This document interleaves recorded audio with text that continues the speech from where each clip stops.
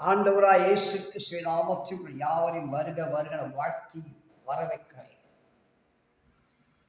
வேதம் சொல்லுகிறது, தள்ளப்பட்ட கல்லே மூளைக்கு தலைக்கல்லாயிற்று என்று வேதம் சொல்லுகிறது. இன்றைக்கு நீ தள்ளப்பட்ட நிலைமையில, கைவிடப்பட்ட நிலைமையில, நான் ஆகாதவன் என்று உன்னை குறித்தும்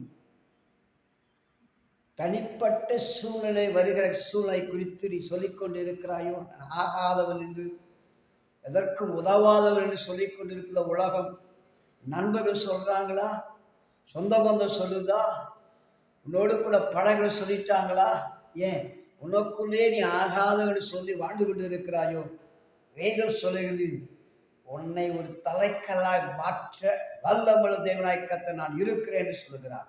அப்படிப்பட்ட அபிஷேகத்தை உனக்குள் வைத்திருக்கிறார். அந்த தேவனை விசுவாசத்தை அறிக்கையிடு.